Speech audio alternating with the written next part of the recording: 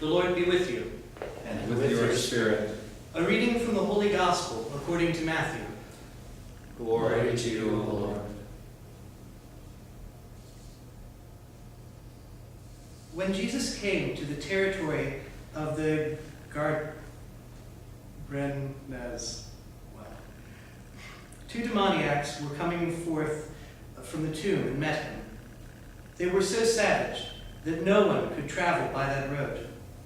They cried out, "What have you to do with us, Son of God? Have you come here to torment us before the appointed time?"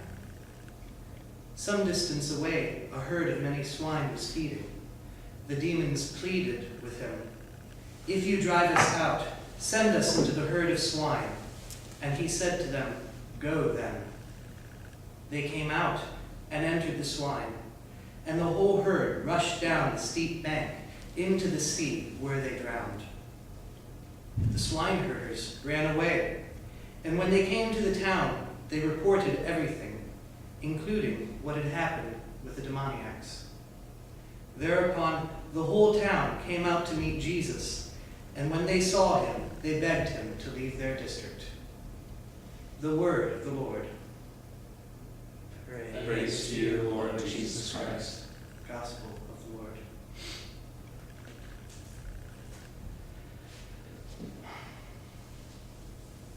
As Catholics, we're about truth, or we should be. The question I would ask you is, as Catholics, are we more about truth than demons?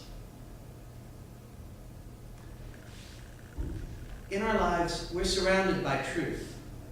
From the moment we wake up and maybe make our morning offering, to having our cup of coffee and watching on the news. Where is truth in all of that?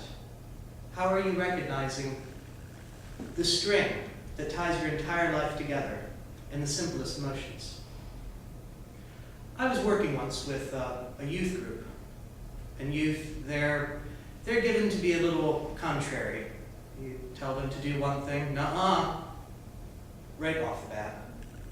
Well, we were having a discussion in a small group, and one of the little guys just wanted to disagree. Where is truth in all of that? We're discussing something to try to get to a point, but someone who wants to argue for the sake of arguing, do they have a reverence for truth?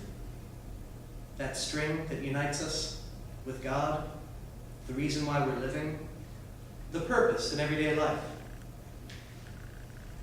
Look at the people in the gospel today.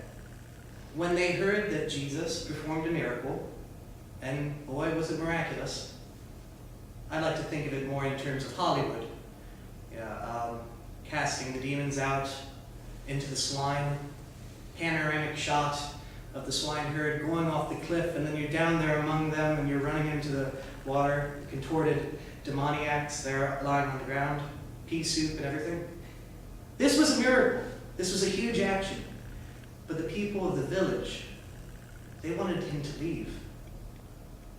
What truth, aside from the lost swine, are they having more of a reverence for?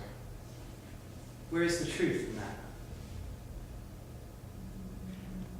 In my parish, Little League is a big deal. So some supposed good Catholics claim they want to raise their children in our faith, day in and day out, instilling proper values. They're there at every Sunday liturgy, unless there's a Little League game. Where is the truth in that? What string ties their life together? Is it framed by Jesus Christ?